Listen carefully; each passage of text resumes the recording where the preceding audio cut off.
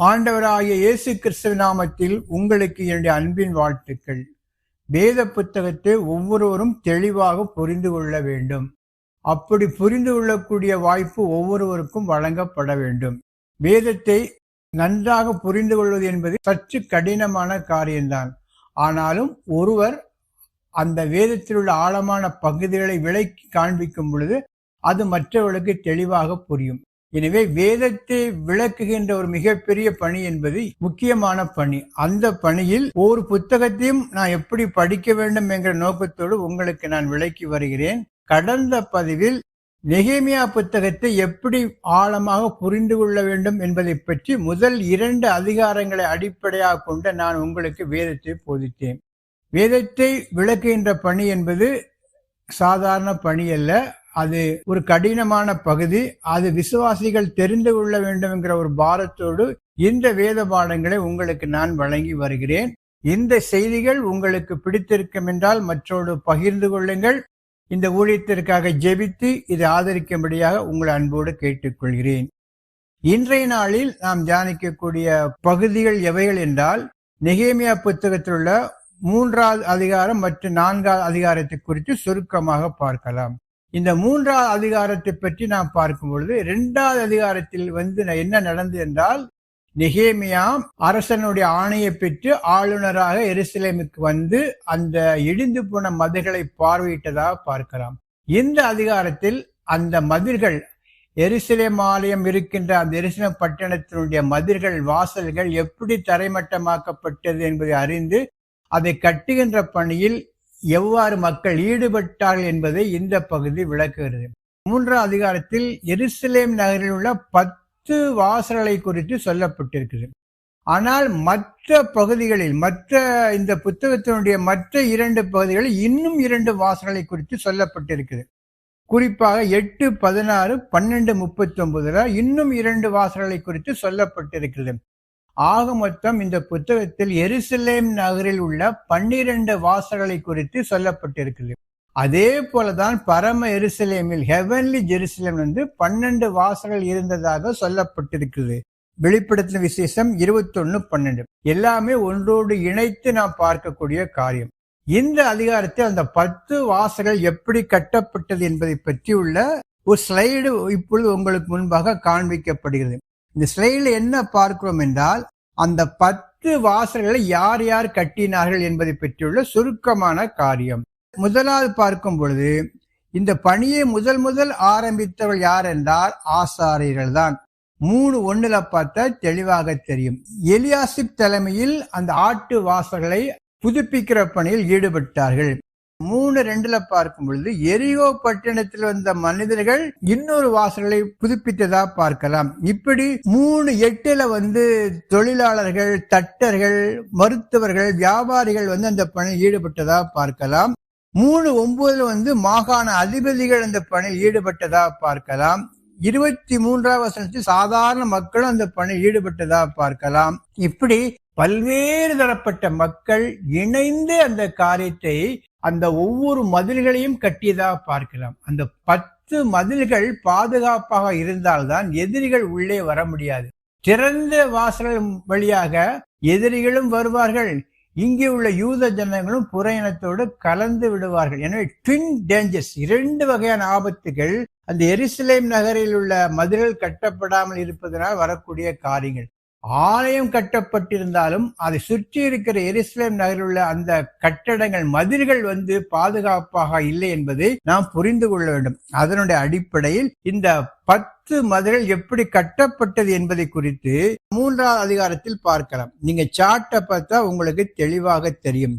1வது வசனம், 2வது வசனம், 8வது வசனம், மற்றபடி 9, 23 போன்ற வசனங்களில் யார் யார் எந்த பணியில் ஈடுபட்டாள் என்பதை நாம் அறிந்து கொள்ளலாம். இதுல முக்கியமான ஒரு காரியம் என்னன்னா, யார் யாரெல்லாம் அந்த மதில்களை கட்டுகிற பணியில் தோள் கொடுத்தாள் என்பதை பற்றி சொல்லப்பட்டிருக்குது. அதே வேளையில் யார் அந்த பணியில் தங்களை ஒப்பு கொடுக்கவில்லை என்பதை பற்றியும் சொல்லப்பட்டிருக்குது. குறிப்பாக 5வது வசனத்தை பார்க்கலாம். இதுல என்ன சொல்லப்பட்டிருக்கிறது என்றால், தெக்கோவாங்கிற பட்டணத்தில் வந்த ஒரு சில நபர்கள் இந்த நகரத்திற்கு அந்த மதில்களை புதுப்பிக்கிற பணியில் ஈடுபட்டார்கள். அப்பொழுது ஒரு குரூப் ஆஃப் பீப்புள் ஒரு இடத்துல மதில்களை புதுப்பிக்கும் பொழுது அங்கே உள்ள பிரபுக்கள் அந்த ஊழியத்திற்கு கை கொடுக்கவில்லை என்பது தெரிகிறது. என்றால் உயர்குடி மக்கள் என்று ஒரு மொழிபெயர்ப்பில் பார்க்கிறோம். அவர்கள் மிகுந்த ஒரு பொசிஷன்ல இருந்திருப்பாங்க. அவங்க கீழே இறங்கி இந்த மேனுவல் ஒர்க், இந்த கட்டடம் கட்டுற வேலைக்கு நாம் ஏன் ஈடுபட வேண்டுங்கிற அற்பமாக அந்த மதில்களை கட்டுகிற பணியை புறக்கணித்ததாக பார்க்கலாம். அற்பமாக எண்ணி அந்த மதில்களை கட்டுகிற பணியை புறக்கணித்தார் என்று பார்க்கலாம். இதில் சொல்லக்கூடிய கருத்து என்னன்னா, ஊழியம் செய்யக்கூடிய வாய்ப்பு எல்லாருக்கும் வழங்கப்படுகிறது. விருப்பமுள்ளவர்களை கர்த்தர் அவருடைய பணிகளை குறித்து வைத்திருக்கிறார். அதற்கான பலனை நித்தியத்தில் கொடுப்பார். விருப்பம் இல்லாதவர்கள் ஆண்டவர் பணியை புறக்கணிப்பவர்களையும் ஆண்டவர் குறித்திருக்கிறார். அதற்கேற்ற பலனையும் அவர்களுக்கு கிடைக்கும். ஊழியத்தினுடைய அழைப்பு, ஊழியத்தினுடைய பங்கு என்பது இதுல முழு நேர பணியாளர், பகுதி நேர பணியாளர், விசுவாசி, ஊழியக்காரங்களுடைய பிரிவெல்லாம் ஒன்றும் கிடையாது. எல்லாருக்கும் ஊழியம் செய்யக்கூடிய வாய்ப்பு கொடுக்கப்பட்டிருக்கிறது. அதனுடைய அடிப்படையில் எல்லாரும் இந்த பணியில் ஈடுபட்டார்கள். ஒரே ஒரு குரூப் ஆஃப் பீப்புள், தெக்கவ பட்டணத்தார் அந்த புதுப்பிக்கிற பணியில் அங்குள்ள பிரபுக்கள் ஈடுபடவில்லை என்பது தெரிகிறது. இதுல முக்கியமான ஒரு வார்த்தை என்னன்னா 3:28, அவரவர்கள் தங்கள் எதிரில் உள்ள இடங்களை புதுப்பித்துக் கொண்டார்கள். தங்க இருக்கிற இடத்துல என்ன மதில் இருக்கோ அந்த மதில்களை புதுப்பித்துக் கொண்டார்கள். அதை மறுபடியும் கட்டினார்கள். ஒரு அருமையான வார்த்தை. இது சொல்லக்கூடிய அர்த்தம் என்று மிகவும் ஆழமானது. தங்களுக்கு கிடைக்கக்கூடிய வாய்ப்பை, தங்களுக்கு முன்னால் இருக்கக்கூடிய வாய்ப்பை யார் பயன்படுத்திக் கொள்கிறார்களோ அவர்கள் பாக்கியவான். ஊழியத்திற்காக எங்கே தேடி போக வேண்டிய அவசியம் இல்லை. தங்களுக்கு கண்களுக்கு முன்பாக ஒரு ஊழியம் இருக்கிறதா, ஒரு பணி இருக்கிறதா, அதை புறக்கணித்து விட்டு மற்ற இடங்களுக்கு செல்லக்கூடாது. கண் முன்னால் தெரிகிற வாய்ப்பை பயன்படுத்த வேண்டும்ங்கிற காரியம் இதன் மூலமாக நமக்கு தெரிகிறது. தங்களுக்கு எதிராக உள்ள வாசல்களை அவர்கள் புதுப்பித்தார்கள் என்று நாம் பார்க்கலாம். அடுத்தபடியாக பார்க்கும் பொழுது முக்கியமான குறிப்பு 1 கொரிந்தியர் 12:7 படித்து பார்க்க, ஒவ்வொருவருக்கும் ஒரு கிருபை கொடுக்கப்பட்டுள்ளது. எல்லாருக்கும் ஒரு வரம் இருக்கிறது. வரமே இல்லாத மனிதன் என்று யாரும் கிடையாது. அவரவர்கள் தங்கள் வரத்தை ஆண்டுடைய ராஜ்ய பணிக்காக கொடுக்க வேண்டும். எல்லாரும் இணைந்துதான் தேவனுடைய ராஜ்யத்தை கட்ட முடியும். இந்த தெக்கவா நகரத்தில் உள்ள பிரபுக்களை போல ஆண்டோட ஊழியத்திற்கு நாம் கை கொடுக்காமல் இருக்கக்கூடாது என்பதுதான் இந்த 2வது அதிகாரத்தில் நாம் புரிந்து கொள்ளக்கூடிய ஒரு ஆழமான சத்தியம். அடுத்தபடியாக நாம் பார்க்கக்கூடிய அதிகாரம் 4வது அதிகாரம். இந்த அதிகாரம் என்பது மிகவும் முக்கியமான அதிகாரம். இந்த அதிகாரத்தில் நெகேமியாவும் அவனுடைய குழுவினரும் சந்தித்த சாதகமற்ற சூழ்நிலைகளையும் அதை அவர்கள் எவ்வாறு மேற்கொண்டு அந்த எருசலேம் நகரனுடைய மதில்களை கட்டினார் என்பதையும் பற்றியுள்ள மிக முக்கியமான நிகழ்வுகள் அடங்கிய ஒரு பகுதி தான் இந்த 4வது அதிகாரம். முதலாவதாக நெகேமியா சந்தித்த எதிர்ப்புகள், நெகேமியா சந்தித்த சாதகமற்ற சூழ்நிலைகள் பற்றி முதலாவது பார்க்கலாம். அவன் 4 வகையான சூழ்நிலை சந்தித்தான். முதலாவது சூழ்நிலை என்னவென்றால் ரெடிக்யூல்ஸ், அவனை பற்றியுள்ள பரியாசங்கள், யூதர்களை பற்றியுள்ள பரியாசங்கள். இதை பற்றியுள்ள காரியங்களை ஸ்லைட்ல பார்த்தா உங்களுக்கு தெளிவாக தெரியும். பரியாசங்களை பற்றி 4வது அதிகாரம் 1 முதல் 6 வரை உள்ள வசனங்களை பார்க்கலாம். பயமுறுத்தலை பற்றியுள்ள காரியங்கள் 4வது அதிகாரம் 7 முதல் 9 வரை உள்ள வசனங்கள்.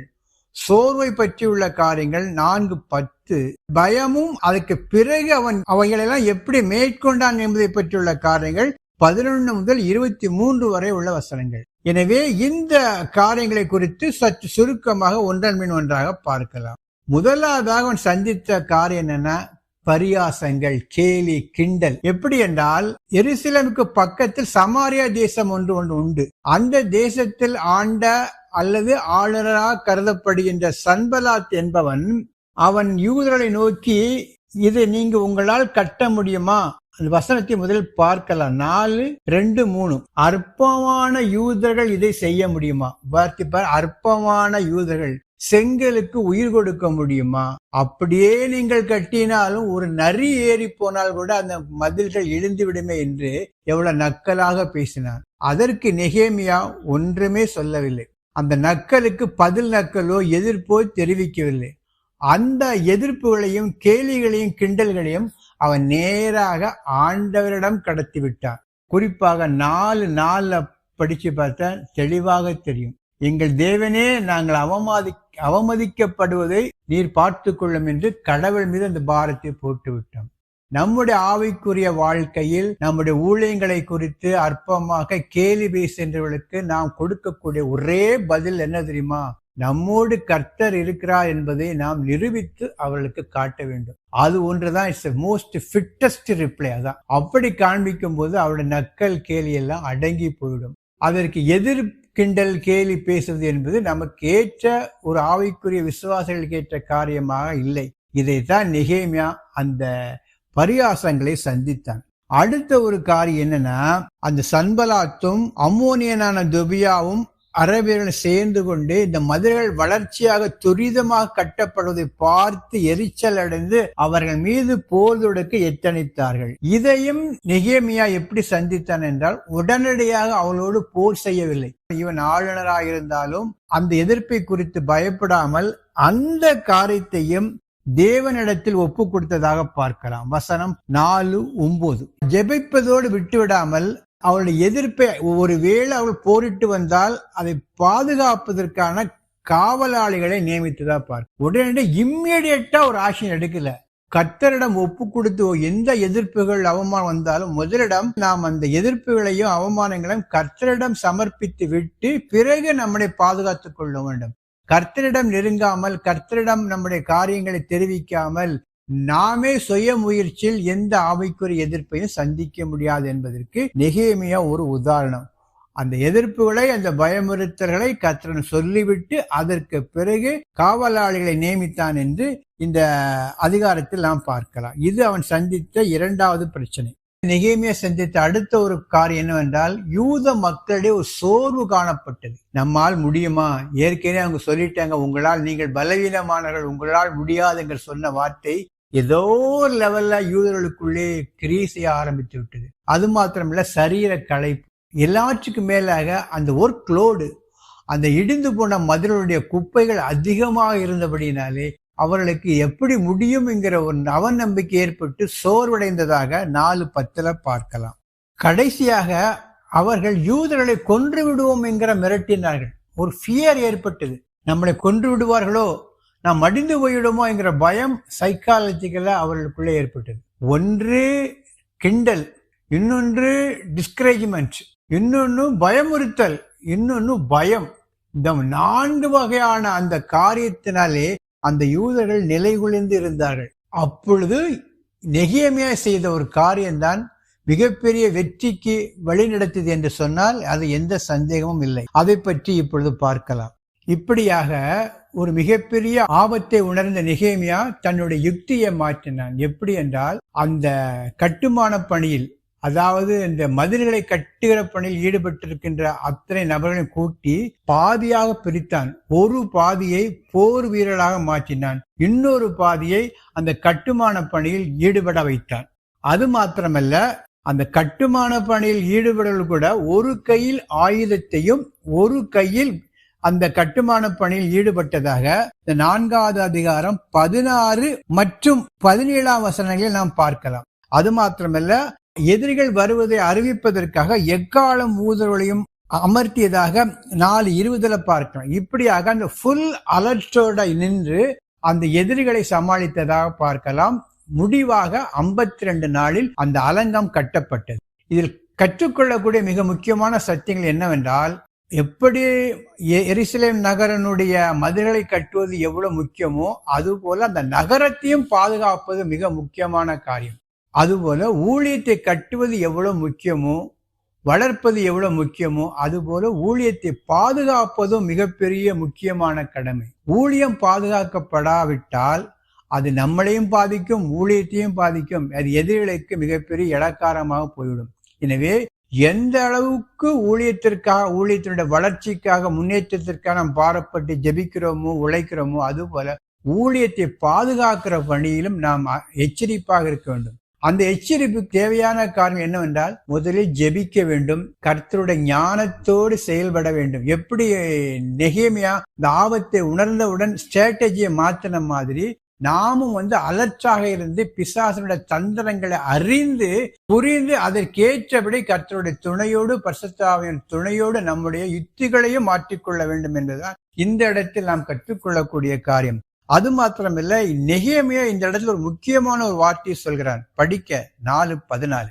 நீங்க வெறும் மதில்களை கட்டுவதற்காக மாத்திரம் போராட வேண்டாம். உங்களை குடும்பத்திற்காக, உங்களுக்காக, உங்களுடைய குமாரன் குமாரத்திகளுக்காக நீங்க போராடுங்க. ஏன்னா உள்ள எதிரி உள்ள வந்தாங்கன்னா மதில்களை மாத்திரமல்ல நம்மளையும் தாக்கி அழிப்பான். எனவே உங்களுக்காகவும் நீங்கள் போராடுங்கள் என்கிற மிகப்பெரிய சத்தியத்தை உணர்த்துகிறார். இதில் கற்றுக்கொள்ளக்கூடிய காரியம் என்னன்னா, ஊழியம் பாதிக்கப்படும் போது ஊழியம் மட்டும் பாதிக்கப்படாது. ஊழியத்தோடு சம்பந்தப்பட்ட நம்முடைய குடும்பம், நம்முடைய வாழ்க்கை, ஆவிக்குரிய வாழ்க்கை எல்லாம் பாதிக்கப்பட்டு அவமானப்பட வேண்டியதா இருக்கும். எனவே ஊழியத்தை கட்டுவது எவ்வளவு முக்கியமோ அதுபோல் பாதுகாப்பதும் முக்கியம். பில்டிங் எவ்வளவு முக்கியமோ அது சேஃப்கார்ட் பண்றதும் மிக முக்கியமான காரியம் என்பது இந்த 4வது அதிகாரத்தில் நாம் கற்றுக்கொள்ளக்கூடிய காரியம். எனவே இந்த 4வது அதிகாரம் என்பது மிக முக்கியமான ஒரு அதிகாரம். இந்த அதிகாரத்துல நெகேமியா எப்படி அவமானங்களை, எதிர்ப்புகளை சமாளித்து அந்த ஊழியத்தை கட்டி அதை பாதுகாத்தான் என்கிற ஒரு மிகப்பெரிய சத்தியத்தை இந்த அதிகாரத்தில் நாம் பார்க்கலாம். மற்ற அதிகாரங்களை பற்றி பின்வரும் காணொளிகளில் நாம் பார்க்கலாம். இந்த செய்திகள் உங்களுக்கு பிடித்திருக்கும் என்றால் லைக் கொடுங்க. இதை பற்றிய உங்களுடைய விமர்சனங்களை யூடியூபில் பதிவிட்டால் அடியனை உற்சாகப்படுத்தும். கர்த்தர் உங்களை ஆசீர்வதிப்பாராக. ஆமென்.